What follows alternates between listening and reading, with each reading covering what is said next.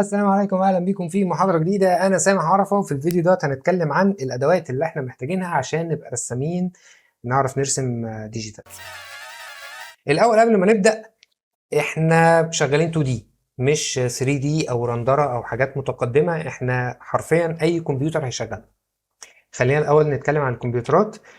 لو انت لسه هتجيب جهاز، حاول تجيب جهاز كمبيوتر بجد، مش لابتوب.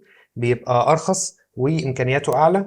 وانا مثلا كنت بستخدم جهاز كوراي 3 وكمبيوتر كوراي 3 زمان، يعني جهاز لابتوب وجهاز كمبيوتر. الكمبيوتر كان اسرع بكتير من اللابتوب، مع ان على الورق ده هو ده. دلوقتي بيقول لك الفجوه قربت ما بين اللابتوب والكمبيوتر، بس نصيحتي ما تجيبش جهاز لابتوب الا لو انت مضطر تتنقل، الا لو انت بتتنقل بيه وبتروح كورسات وتيجي وبتاع. لكن حاول تجيب جهاز كمبيوتر.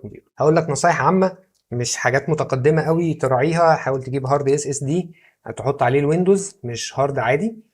حاول تعلي في الرامات لما بتبقى قويه، ده بيخفف الضغط على البروسيسور، وشويه كمان بيخفف الضغط على كارت الشاشه. وبالنسبه للكمبيوتر انا دايما بقول لك هات الارخص، هات الاسهل، ما تحرقش بنزين كتير يعني. بس نصيحتي حاول تجيب شاشه تانية.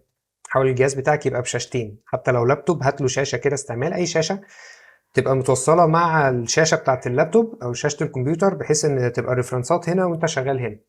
مش رفاهيه، موضوع الشاشتين ده مهم جدا في المجال بتاعك. ده بالنسبه للكمبيوتر، يعني على قد فلوسك هات اي جهاز هيشغلك. بالنسبه بقى للتابلت، التابلتات 3 انواع. انا برشح لكم ديجيتايزرز لو انت في مصر، ده اعلان غير مدفوع الاجر.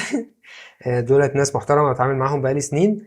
التابلتات يا سيدي 3 انواع. عندك التابلت العادي اللي هو من غير شاشه، وعندك التابلت اللي بشاشه بترسم عليه مباشره، وفي التابلتات بقى اللي هي بتبقى اسمها كومبانيون، او اللي هو منه فيه شبه الايباد.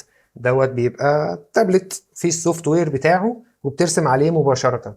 التابلتين اللي انا بقول لك عليهم، اللي هو التابلت العادي ده والتابلت اللي بشاشه ايا كان النوع بتاعه، دولت بيكونوا متوصلين بالجهاز بتاعك، متوصلين بالكمبيوتر او متوصلين باللابتوب، ومجرد متوصل بي اس بي كده وانت بترسم، والسوفت وير على الكمبيوتر. انا شخصيا بفضل التابلت العادي اللي من غير شاشه، بتاع عامه الشعب دوت احسن حاجه. الناس بتبقى مستغربه ازاي تابلت من غير شاشه، امال انا هرسم ازاي وانا مش شايف انا برسم فين؟ ما انت بتبقى شايف عادي. ما هو انت لما بتيجي تستخدم الماوس مش بتبقى باصص على الماوس، بتبقى باصص على الشاشه عادي، صح؟ بتبقى شايف الماوس بيتحرك فين، حبيت تتك على حاجه بتتك. يعني مثلا ده الفوتوشوب بتاعي، انا بحرك الماوس وبعد كده بتك بيتك. نفس الموضوع في التابلت. بص هنا، انا ايديا ما لمستش الشاشه، انا شايف القلم فين. مجرد ما بعوز اتك هنا بتك، عايز اعيد على اللاين تاني بعيد عليه تاني. انا شايف انا برسم فين. لو خدت بالك انا التابلت بتاعي بشاشه وقافل الشاشه وبرسم بيه كانه تابلت عادي من غير شاشه. ليه بقى؟ عشان التابلت دوت مش مريح. التابلت ابو شاشه بالنسبه لي، ده تفضيلي الشخصي، التابلت اللي بشاشه مش مريح. يا اما هبقى موطي عليه فده هيتعب لي ظهري، يا اما هبقى رافع التابلت كده وبرسم فده هيتعب لي كتفي، لانك بتبقى قاعد 8 ساعات يوميا بترسم، فكتفك ده مش عايز اقول لك بيصدي من الحركه دي.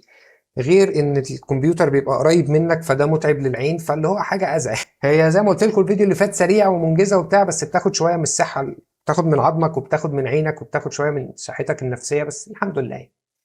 فتفضيلي الشخصي لو تابلت عادي، هات اي تابلت من ابو 1000 ونص دوت. في الهايون 640، في الاكس بي بن الديكو ميني لطيف، في واكوم 1 لطيف.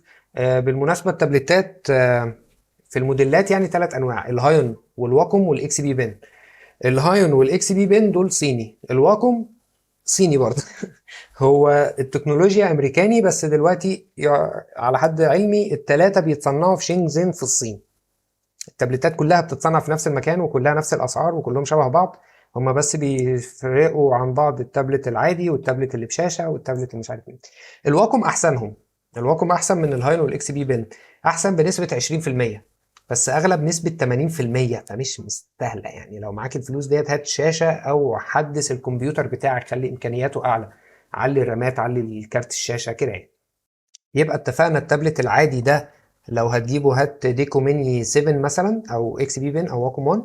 دوت التابلت العادي. لو عايز تابلت بشاشه انا ارشح لك كانفاس 16، مساحته حلوه. اصغر من 16 حسيت ان انا برسم على ايباد او تابلت صغيره، ببقى عايز شاشه اللي هو بتسافر فيها، بتمشى وبروح باجي، ببقى محتاج شاشه كبيره.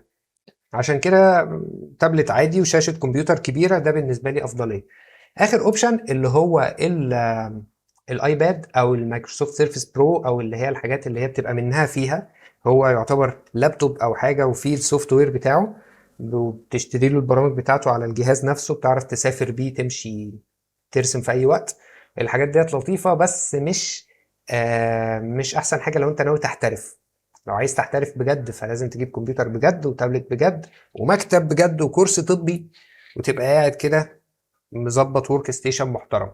ما تجيبش حاجه للتنقل، عشان ساعات وانا مسافر دهب بحب امشي على الطريق ارسم الجبال. مش هتصرف فلوس في حاجه زي دي الا لو انت معاك فلوس كتير محيراك. لكن لو عايز تشتغل في المجال بجد زي ما قلت لك، فهحاول اكتب لكم اسامي الموديلات اللي انا برشحها. بس انت عارف التابلتات بتتغير كل مدى. ما تجيبش حاجه اقدم من 2018. خلي بالك الاستعمال في التابلت مش احسن اوبشن. اي حاجه قبل 2018 ما تفكرش. وبس. ده بالنسبه للهاردوير. الفيديو اللي جاي هنتكلم عن السوفت وير او ايه البرامج اللي احنا بنرسم بيها. اشوفكم الفيديو الجاي.